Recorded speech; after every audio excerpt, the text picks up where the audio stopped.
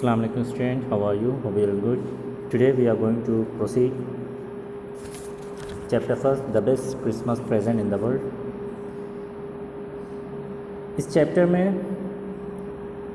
हम ये पढ़ रहे थे कि नरेटर को रोल टॉप डेस्क की ज़रूरत थी और इसलिए वो जंग शॉप में जाता है, वहाँ से एक रोल टॉप डेस्क को लेकर आता है।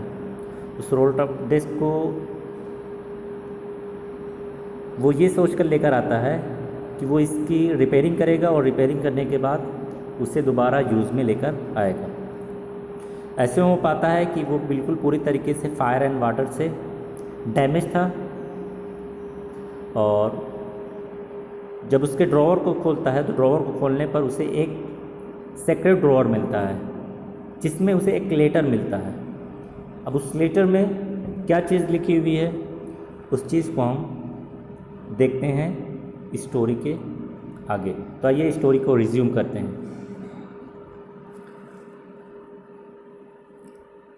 देखिए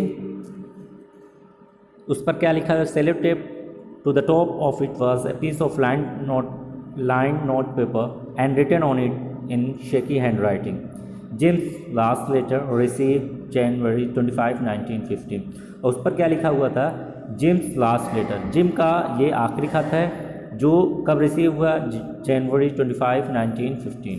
to be buried with me when the time comes. और उस पर ये भी चीज़ें लिखी हुई थी कि जब टाइम्स आएगी तो इसे मेरे साथ दफन कर देना है, यानी जिस कब्र में मैं जाऊंगी उसी के साथ इस लेटर को भी दफन कर देना है। जो रिसीव कब हुआ था, जनवरी 25, 1915। जो रोल टॉप डेस्क जिसका था उसी को ये लेटर रिसीव हुआ था। अब देखते हैं, और ये लेटर किसने लिखा था, जिम्स ने लिखा था। अब जिम कौन है इसको आगे देखते हैं। I knew as I did it that it was wrong of me to open the box. अब यहाँ पर जो नरेटर है, नरेटर को ये एहसास होता है कि कहीं ऐसा तो नहीं है कि मैं इस लेटर को खोलने में कोई गलती तो नहीं कर रहा हूँ, क्योंकि आमतौर से होता क्या है कि हमें जब भी कोई किसी दूसरे का लेटर मिलता है तो हम ये होता है कि हम किसी दूसरे के लेटर को ओपन नहीं करना चाहिए। तो ऐसे ही कुछ फीलिंग नरेटर के मन में भी आ रही थी, उसके माइंड में भी आ रही थी, और उसे भी ये लग रहा था कि क्या कहीं ऐसा तो नहीं है कि मैं इस लेटर को खोलकर कोई गलती तो नहीं कर रहा हूँ। But curiosity got the better of my scruple. अब देखिए यहाँ पर एक वर्ड आ रहा है क्यूरोसिटी। क्यूरोसिटी का मतलब जिज्ञासा, एक चाहत, और दूसरा वर्ड है स्क्रैपल। स्क्रैपल का मतलब होगा हिचकिचाहट। कह रहा है कि मेरे अंदर जिज्ञासा भी थी कि मैं इस लेटर को अनफोल्ड करूं, खोलूं और देखूं इसके अंदर क्या चीज़ें लिखी हुई हैं। दूसरी जगह पर मेरे मन में ये भी चीज़ थी, एक हिचकिचाहट भी थी कि मैं क्यों किसी दूसरे के लेटर को खोलूं, ये तो सही बिल्कुल भी नहीं है। बट हुआ क्या, जो क्यूरियोसिटी थी, जो हिचकिचाहट थी, जो एक चाहत थी, एक जिज्ञासा थी, वो उस हिचकिचाहट को ओवरकम कर देती है, उसके ऊपर आ जाती है, और ऐसे में करता क्या है कि वो उस लेटर को ओपन कर देता है। It usually does. और ऐसा कह रहा है कि ऐसा होता भी है कि जब हमारे साथ ऐसी चीज़ें होती है तो हमारे अंदर जो जिज्ञासा होती है उस जिज्ञासा में करते क्या है, उस लेटर को ओपन कर देते हैं। Inside the box there was an envelope the address read. अब कहता है कि जो बॉक्स था उस बॉक्स के अंदर एक एनवलप था और उस पर जो एड्रेस लिखा हुआ था उस एड्रेस को देखते हैं, मिसेस जिम मैकपर्सन। इसका मतलब ये लेटर किसको लिखा गया है, मिसेस जिम मैकपर्सन को लिखा गया है। इसका लिखने वाला कौन है, मिस्टर जिम। तो हमें ये तीसरे कैरेक्टर मिलते हैं। सबसे पहले तो नरेटर है, दूसरा कैरेक्टर हमारा जिम है जिसने इस लेटर को लिखा हुआ है, और थर्ड कैरेक्टर जो है वो पर्सन है जिसको ये लेटर लिखा गया है, जो है Mrs Jim McPherson, Mr Jim McPherson की वाइफ। ये एड्रेस है Mrs Jim McPherson, 12 Copper Beeches, Brickprod, Dorset. तो ये इसका एड्रेस था जो लेटर पर लिखा हुआ था। I take out the letter and unfolded it. उसके बाद नरेटर कहता है कि मैं लेटर को बाहर निकाला और उसके बाद अनफोल्ड किया, उसको ओपन किया। It was written in pencil and dated at the top December 26, 1914। अब उसके बाद नरेटर बता रहे हैं कि ये लेटर पूरी तरीके से पेंसिल में लिखा हुआ था और उसके ऊपर जो डेट लिखी हुई थी, यानी जिस दिन ये लेटर लिखा गया था वो डेट थी December 26, 1914। अब इससे रिलेटेड कुछ क्वेश्चन हैं, जैसे what did the author find in a junk shop, ये आपके लिए होमवर्क है। What did he find in a secret drawer, who did you think had put in there. तो ये आपके लिए होमवर्क है, इसके आंसर्स आपको लिखने हैं। तो ये थी स्टोरी की फर्स्ट पार्ट। अब हम आते हैं स्टोरी के सेकंड पार्ट्स की तरफ, और स्टोरी के सेकंड पार्ट्स में हम देखेंगे जो लेटर नरेटर को मिलते हैं उसमें क्या चीज़ें लिखी हुई हैं। जिम मैकपर्सन ने मिसेस जिम मैकपर्सन के लिए क्या चीज़ें लिखी हैं उस चीज़ को देखते हैं। तो आइए सेकंड पार्ट को स्टार्ट करते हैं। डियरेस्ट कोनी। अब यहाँ पर देखिए कोनी जो कहा गया है वो मिस जिम मैकपर्सन की वाइफ है। तो यहाँ पर मिसेस जिम मैकपर्सन की जो बात हो रही थी, जो तीसरा कैरेक्टर था वो रियल में उनका नेम क्या है, कोनी है, इसलिए लिखा जा रहा है डियरेस्ट कोनी। देखिए लेटर में क्या लिखा हुआ है, I write to you in a much happier frame of mind because something wonderful has just happened that I must tell you about at once. अब उसके बाद जिम मैकपर्सन कोनी को लेटर लिखते हैं और उसमें वो कहते हैं कि इस समय मैं बहुत खुश हालत में हूँ, जो बातें आपको बता रहा हूँ वो बहुत ही वंडरफुल है, बहुत ही खूबसूरत है, क्योंकि मेरे साथ कुछ एक ऐसी चीज़ें हुई हैं, घटित हुई हैं, एक ऐसा इंसिडेंट हुआ है जिसे मैं आपको शेयर करना चाह रहा हूँ और वो जिसे मैं समझ रहा हूँ बहुत ही खूबसूरत है, बहुत ही वंडरफुल है। तो देखते हैं क्या चीज़ वो है।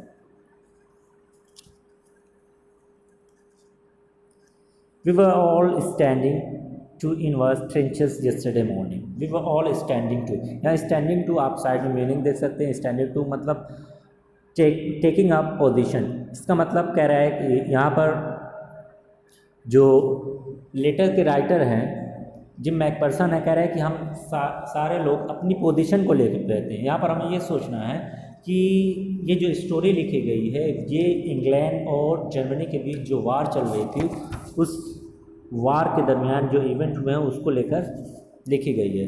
तो यहाँ पर जो बात बताई जा रही है, जो लेटर लिखने वाले हैं वो एक आर्मी में हैं और आर्मी में रहते हुए अपनी ड्यूटी पर रहते हुए हैं जो इवेंट हो रहे हैं उस इवेंट को बता रहे हैं। We were all standing to in our trenches yesterday morning. यहाँ पर ट्रेंचेस दूसरा वर्ड, ट्रेंचेस की मीनिंग ऐसे तो होती है गड्ढा। तो देखिए साइड में मीनिंग लिखी हुई है, क्या है, long deep ditches in the ground where soldiers hide from the enemy. कह रहा है कि वो डिचेस, वो गड्ढा जहाँ पर सोल्जर्स छिपते हैं अपने दुश्मन से बचने के लिए, अपने एनिमी से बचने के लिए, उसी डिचेस को ट्रेंचेस बोला जाता है। अब देखिए क्या होता है, we were all standing to in our trenches yesterday morning. कह रहा है कि कल की मॉर्निंग में हम सारे लोग अपनी पोजीशनिंग लिए हुए थे ट्रेंचेस में, जैसा कि आमतौर से हम ट्रेंचेस में लिए रहते हैं। कोई आगे से रहता है, हम देखते हैं जो आर्मी के लोग रहते हैं उनकी अलग अलग पोजीशनिंग रहती है, कोई सामने की तरफ होता है, कोई पीछे की तरफ होता है, कोई राइट साइड में होता है, कोई लेफ्ट साइड में होता है। तो उसी की पोजीशनिंग को बताया जा रहा है कि हम सारे लोग ट्रेंचेस में अपनी पोजीशनिंग को लिए हुए थे। क्रिसमस मॉर्निंग, और यस्टरडे मॉर्निंग कौन सी थी, वो क्रिसमस की मॉर्निंग थी। It was crisp and quiet all about as beautiful a morning as I have ever seen, as cold and frost as a Christmas morning should be. अब यहाँ पर जो उस क्रिसमस मॉर्निंग का जो एटमॉस्फेयर था, जो इन्वायरमेंट था, उस इन्वायरमेंट को जिम मैकपर्सन बता रहे हैं कि वो कैसा था। वो जो मॉर्निंग थी बहुत ही खूबसूरत थी, ऐसी मॉर्निंग मैंने कभी भी देखी नहीं है। एज कोल्ड एंड फ्रोस्ट, और ये हमेशा की तरह ठंडक भी थी, फ्रोस्टली इसका मतलब बर्फ भी जमे हुए थे। जैसा कि हम जानते हैं क्रिसमस का जो मौसम होता है वो विंटर में वो विंटर सीजन में पाया जाता है, इसलिए ठंड भी थी, कोल्ड भी था और साथ में फ्रोस्ट भी थी। मॉर्निंग शुड बी, जैसा कि आमतौर से हर बार क्रिसमस के फेस्टिवल पर होती है। I should like to be able to tell you that we began it. अब उसके बाद कहते हैं जिम मैकपर्सन, मैं तुम्हें बताना चाहता हूँ कि हमने शुरू कर दिया। अब क्या चीज़ स्टार्ट की, किस चीज़ को बिगन की, वो चीज़ हम आगे देखेंगे। But the truth I am ashamed to say it is the Fritz began it. अब यहाँ पर कह रहे हैं कि हमने स्टार्ट कर दी उस चीज़ को, लेकिन जो सच्चाई है उस सच्चाई को बताने मुझे शर्म आ रही है। आई एम असेम्ड टू से, मुझे शर्म आ रही है। कैसे sir, is that फ्रिट्स began it, कि उस चीज़ की शुरुआत किसने की, फ्रिट्स ने की। अब यहाँ पर फ्रिट्स कौन है, हम साइड में देख सकते हैं, a name for a German soldier, Fritz is a common German name. यहाँ पर जो फ्रिट्ज है वो जर्मन सोल्जर के लिए नेम दी गई। तो यहाँ पर हम ये समझेंगे जहाँ पर भी फ्रिट्ज वर्ड आएगा उसे हम समझेंगे कि ये जर्मन सोल्जर्स के लिए वर्ड यूज़ हुआ है। तो कह रहे हैं कि जिस चीज़ को मैं बताने जा रहा हूँ उस चीज़ की शुरुआत किसने की, जर्मन सोल्जर ने की, और इसलिए मुझे बहुत शर्म आ रही है। क्या चीज़ है वो? First someone saw a white flag waving from the trenches opposite. कह रहा है कि सबसे पहले क्या हुआ, किसी ने देखा कि हमारे अपोजिट साइड में, क्योंकि हम एक आर्मी में थे और ये हमारी आर्मी कौन थी, यहाँ पर जिम मैकफर्सन जो बता रहे हैं हम ब्रिटिश आर्मी में थे, और जो हमारी अपोजिट जो आर्मी थी वो जर्मन आर्मी थी, जो कि हम इससे पहले चैप्टर की स्टार्टिंग में देख चुके हैं। ये जो इवेंट है वो ब्रिटिश और जर्मन के बीच जो वार चल रही थी उसी वार के बीच में जो इवेंट्स हुए हैं उसी चीज़ को इसमें नरेट किया गया है। तो यहाँ पर जो जिम मैकफर्सन है वो ब्रिटिश आर्मी में है और जो फ्रिड है वो जर्मन आर्मी है। तो कह रहे हैं कि किसी ने अपोजिट ट्रेंचेस से, अपोजिट ट्रेंचेस का मतलब जर्मन आर्मी की तरफ से वाइट फ्लैग की वेविंग की, वाइट फ्लैग को लहराया। अब क्या होता है, then they were calling out to us from across no man land. उसके बाद वो हमें दूसरी तरफ से पुकार रहे थे। क्या पुकार रहे थे? Happy Christmas Tommy, happy Christmas. वो हमें हैप्पी क्रिसमस कह रहे थे। यहाँ पर एक वर्ड आ रहा है टॉमी, तो देख सकते हैं साइड में मीनिंग लिखी, a common English name used here to refer to British soldier. तो यहाँ पर जो टॉमी वर्ड है ये यूज़ हुआ है ब्रिटिश सोल्जर के लिए। तो यहाँ पर दो नेम यूज़ हो रहे हैं, एक फ्रिट्ज जो कि जर्मन सोल्जर के लिए यूज़ हुआ है और दूसरा जो है वो टॉमी है जो ब्रिटिश सोल्जर के लिए यूज़ किया गया है। और अपोजिट साइड से, फ्रिट्ज साइड से, जर्मन साइड से एक सोल्जर है जो वाइट फ्लैग को वेव कर रहा है और वाइट फ्लैग को वेव करते हुए हैप्पी क्रिसमस यानी क्रिसमस की मुबारकबाद दे रहा है, ग्रीटिंग कर रहा है क्रिसमस की। Tommy, happy Christmas. When we had go toward the surprise some of us shouted back same to you Fritz, same to you. कह रहा है कि जब वहाँ से उन्होंने पुकारा हैप्पी क्रिसमस, तो ये बिल्कुल हमें सरप्राइजिंग लगा। क्यों? क्योंकि ये वार की प्लेस है, बिल्कुल टेंस। हम जानते हैं जो वार की प्लेस रहती है वहाँ का जो इन्वायरमेंट होता है बिल्कुल टेंस होता है। दोनों आर्मी एक दूसरे के ऊपर निगाह बनाए हुए होती हैं, एक दूसरे के ऊपर बिल्कुल निगाह रहती हैं, देखती रहती है, चौकन्नी रहती हैं। लेकिन होता क्या है, ये बिल्कुल एक अपोजिट, उसके अपोजिट एक इन्वायरमेंट क्रिएट हो जाता है कि अपोजिट साइड की तरफ से कोई कोई सोल्जर है जो हमारे तरफ बढ़ते हुए एक फ्लैग की वेविंग कर रहा है और हमें ग्रीटिंग कर रहा है क्रिसमस की। तो इसलिए ये हमें बिल्कुल सरप्राइज़ लगता है। और जब हम उस सरप्राइज से बाहर निकलते हैं तो हमारी साइड से भी कोई एक चिल्लाता है same to you friends, same to you. इसका मतलब हमारी साइड से भी क्रिसमस की ग्रीटिंग देता है। I thought that would be that. मैं सोचा कि बस यहीं तक का मामला होगा कि बस हम ग्रीटिंग कर लेंगे और सब कुछ फिर वैसा ही हो जाएगा जैसा पहले था। इसका यहाँ पर जिम मैकफर्सन कह रहे हैं कि बस हम ये समझे कि ये बस ग्रीटिंग तक की मामला है। ग्रीट कर दोनों आर्मी फिर वैसा, दोनों आर्मी के यहाँ वैसा ही इन्वायरमेंट दोबारा क्रिएट हो जाएगा। We all did but then suddenly one of them was up there in his grey coat and waving a white flag. और उसी के बाद फिर क्या हुआ, उनकी तरफ से एक सोल्जर उठा जो क्या पहने हुआ था, ग्रे कोट में था और अपने हाथ में झंडे लहरा रहा था।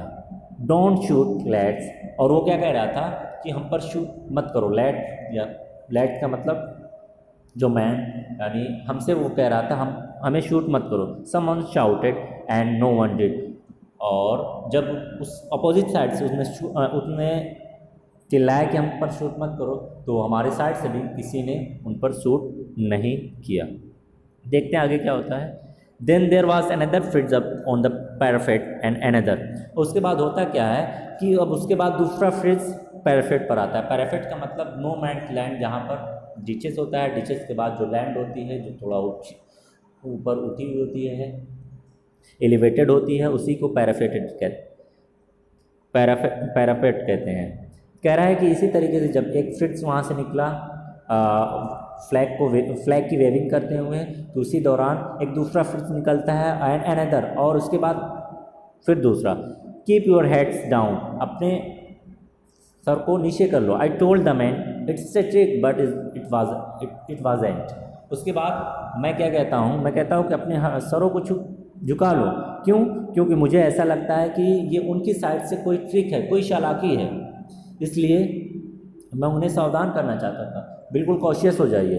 बट मैं गलत था, ऐसा कुछ भी नहीं था, क्योंकि ये कोई उनकी तरफ से कोई भी ट्रिक नहीं थी, कोई भी चालाकी नहीं थी। तो आज क्लास को हम लोग यहीं पर टर्मिनेट करते हैं। ओके, अस्सलाम वालेकुम।